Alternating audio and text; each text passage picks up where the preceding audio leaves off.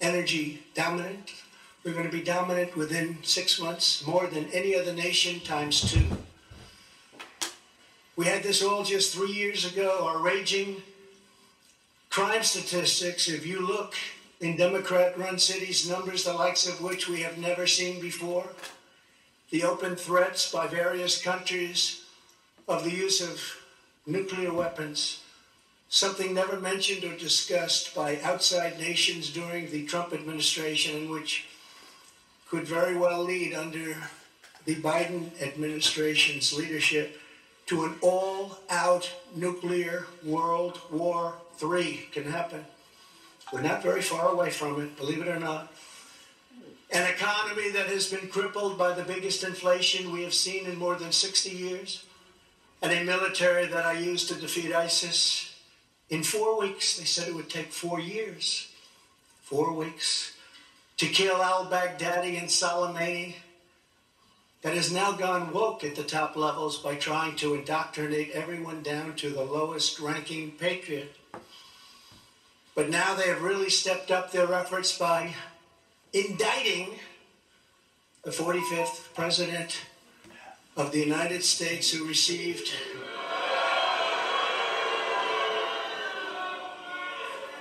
$75 million votes, which is more than any sitting president in the history of our country.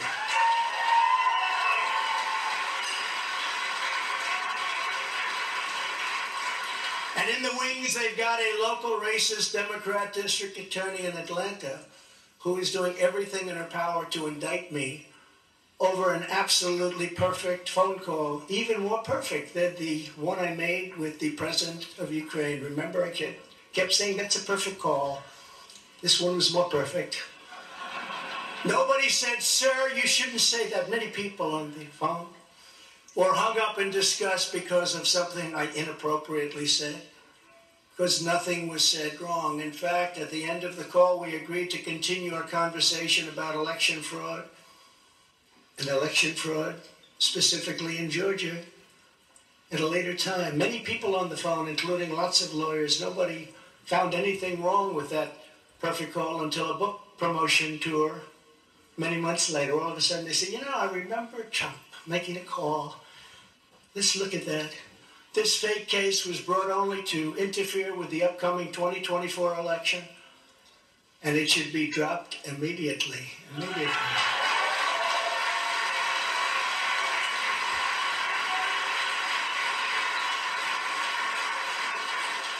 Then you have a radical left lunatic known as a bomb thrower who is harassing hundreds of my people day after day over the boxes hoax. You know, the boxes hoax, as we call it. Just so everyone knows, I come under what's known as the Presidential Records Act, which was designed and approved by Congress long ago just for this reason. Under the Act, I'm supposed to negotiate with NARA, the National Archives and Records Administration, which as of this date is a radical left troublemaking organization that red flags the Constitution of the United States and the Bill of Rights as dangerous and triggering. Can you imagine? This is what we have to deal with. But there is no criminality under the Presidential Records Act. That is not what it's all about. We were negotiating in very good faith, proper way, in order to return some or all of the documents that I openly and in very plain sight brought with me to Mar-a-Lago from our beautiful White House, just as virtually every other president has done in the past.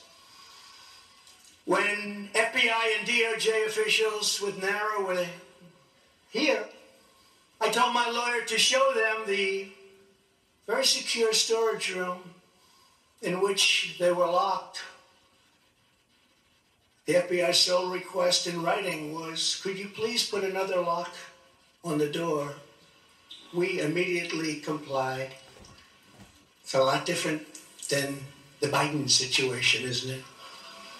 The next thing I know, we were raided by many gun-toting FBI agents who took whatever they wanted, including my passports and medical records. Everybody was in shock. Nobody had ever heard of such a raid before. Can't even believe it. Who would think that that could happen today? I immediately thought of the Fourth Amendment that protects against unreasonable search and seizure. But they did it anyway because our justice system has become lawless. They're using it now, in addition to everything else, to win elections. Apparently, they're not looking at me through the view of the Non-Criminal Presidential Records Act. They came up with a new one. This is a new one. And they're looking at me through the Espionage Act. Think of that. How does that sound? Of 1917, where the penalty is death. Even though that has absolutely nothing to do with openly taking boxes of documents and mostly clothing and other things to my home, which President Obama has done, the Bushes have done, Jimmy Carter's done, Ronald Reagan has done. Everybody's done. In fact, Hillary Clinton got rid of 33,000 emails, and that was okay. But nobody's done it like Joe Biden. This lunatic special prosecutor named Jack Smith, I wonder what it was prior to a change, who others of his ilk say he's even worse than they are, is only looking at Trump, yet Joe Biden took massive amounts more documents, even removed many boxes to Chinatown. You believe that? Just got $10 million from China. Where did that come from? I guess they were banking on Hunter's expertise and had others stored in unsecured offices in Pennsylvania and strewn all over his garage floor where his now very famous Corvette is also stored.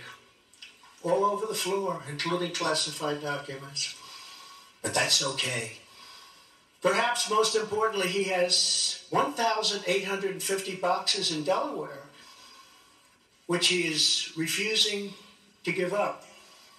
But isn't that real obstruction? That's obstruction. As president, I have the right to declassify documents, and the process is automatic. If I take them with me, it's automatic, declassified. Biden was vice president. And no reason. He had absolutely no right to declassify as vice president. He doesn't come under the Non-Criminal Presidential Records Act. He comes under the very criminal Federal Records Act, unfortunately for him, but it's not going to matter because they don't follow the law, which has very severe penalties. He had classified documents that he took while he was a senator, which is absolutely inexcusable. And other senators, including Democrats, are outraged. But he's not being harassed and hounded like the people who work for me are. In fact, they seem to have forgotten about his documents entirely. So many, thousands and thousands. It's okay with him. They like to say that I'm obstructing, which I'm not, because I was working with NARA very nicely until the raid on my home. But Biden is obstructing by making it impossible to get the 1,850 boxes or explain why many documents were located in Chinatown. Can't explain it. Why were they in Chinatown? I don't know. Lastly, I'm under investigation. This time a civil investigation by another racist in reverse, who also campaigned on, I will get Trump. I will get him. This was her campaign. Never ran for office. I will get him. Her name is Letitia James.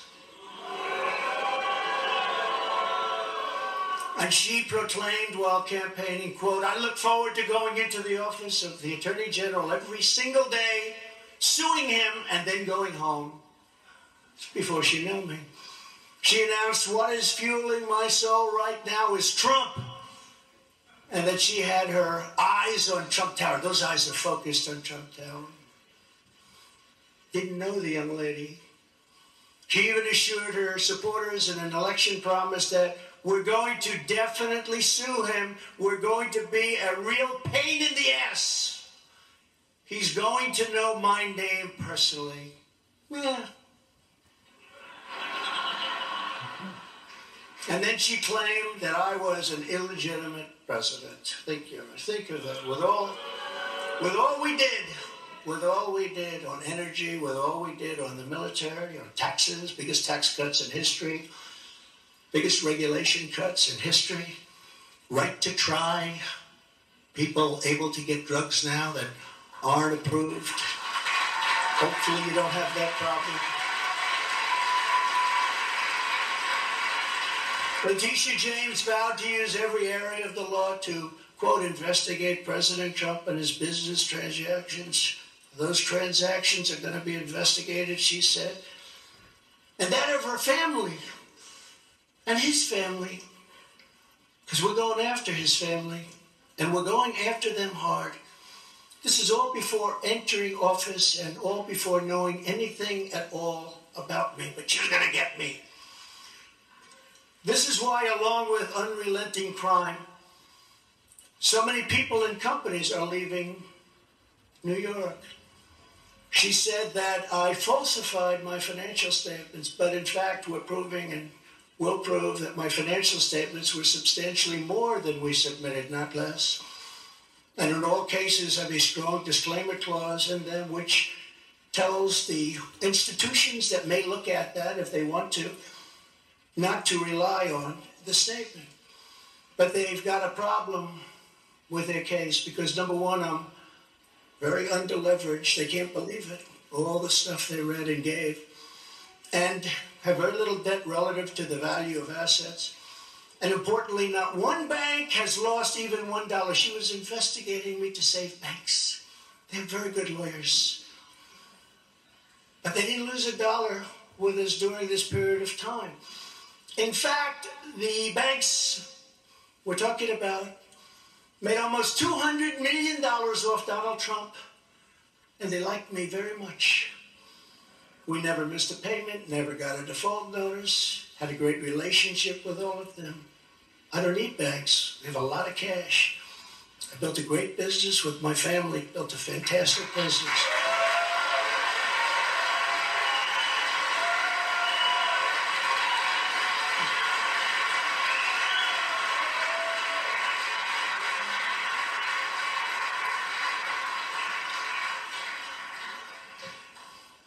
I have a son here who's done a great job, and I have another son here who's done a great job.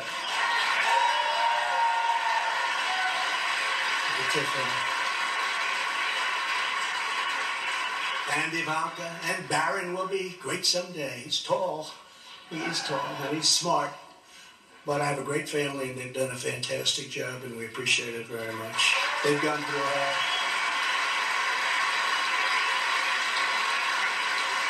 So she's suing me over banks that weren't defrauded when she should be focused on violent crime that's driving people out of the state. This is a persecution, not an investigation. She's put our family through hell.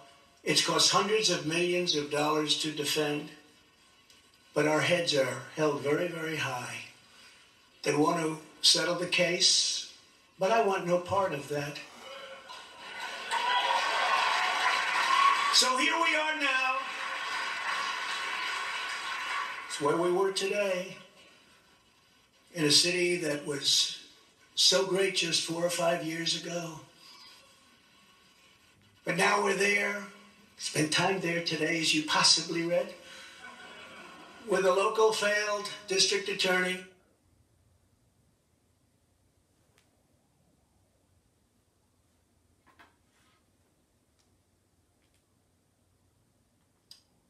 Boy, they are really freezing them out, y'all.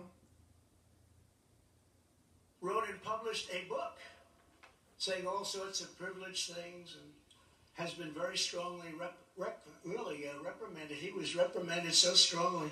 I've never seen anything like it. I'm probably the end of it. But what he did was probably very illegal. But he was very, very strongly reprimanded. They're trying to shut him off. See, they're trying to shut him off. Look at him. They're trying to shut him off. Look at that. I'll be back, guys. I got him. They're trying to shut him off. District attorney because he illegally leaked massive amounts of grand jury information. For which he should be prosecuted, or at a minimum, he should resign. And Alvin Bragg's wife confirmed a report that claimed her husband has Trump nailed on felonies. She has since locked down her Twitter account. His chief prosecutor, who represented the Democrats and crooked Hillary Clinton and a firm run by Chuck Schumer's brother, Robert, he quit the firm in order to go to work in the DA office in order to get Trump. Can you imagine that? Hillary Clinton's lawyer, Democrat firm. Ultimately, he quit as chief prosecutor because Bragg didn't think he had a case. Think of that same guy that brought this ridiculous thing today. Yet during his investigation, this prosecutor named Mark Pomerantz wrote and published a book saying all sorts of privileged things and has been very strongly reprimanded. He was reprimanded so strongly. I've never seen anything like it. That's probably the end of it. But what he did was probably very illegal. But he was very, very strongly reprimanded. Even District Attorney Bragg was furious with him. They were having a tremendous fight in the office because of it. But hope is never lost because various prosecutors in the DA's office also quit because they thought President Trump was being treated very unfairly. How about that? Isn't that great? Oh, I love them. I'd like to meet them. I'd like to meet them. The DA's office even had a web page. Meet the team of executives who have done this to President Trump. That was the title. Isn't that nice? They immediately had to take it down.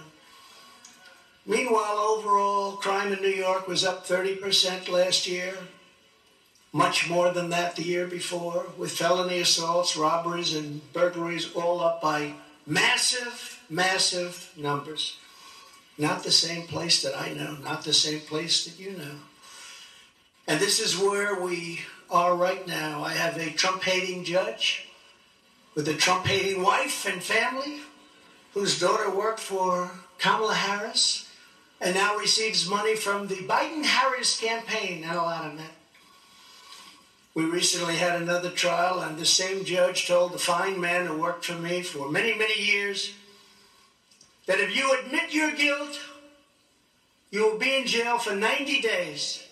But if you don't, if we go through a trial and you're found guilty, you're going away for 10 years and maybe longer, which for a 75-year-old man with a great family really means life.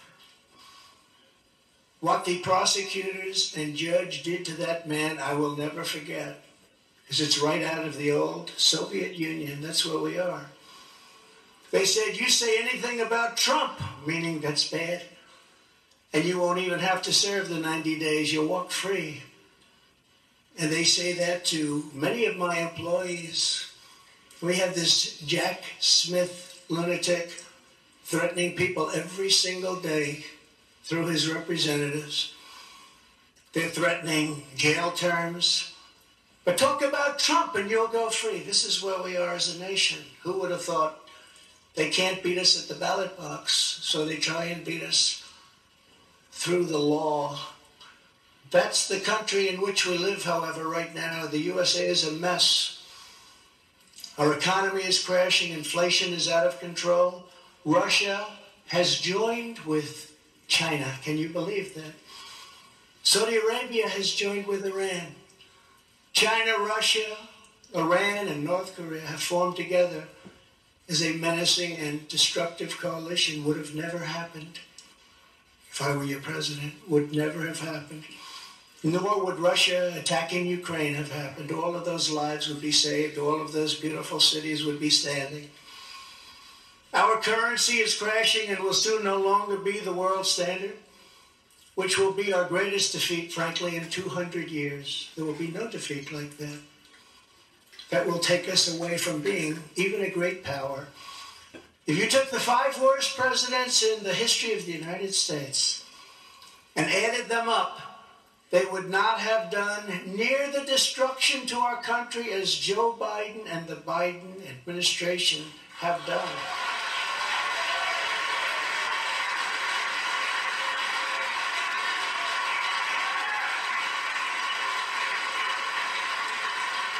In Incredibly, we are now a failing nation. We are a nation in decline. And now these radical left lunatics want to interfere with our elections by using law enforcement. We can't let that happen.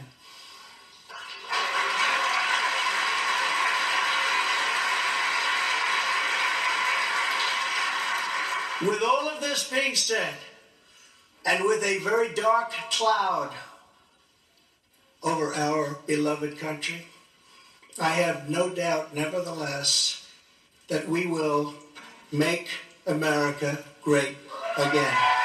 Thank you very much. God bless you, and God bless America. Thank you very much, everybody. Thank you.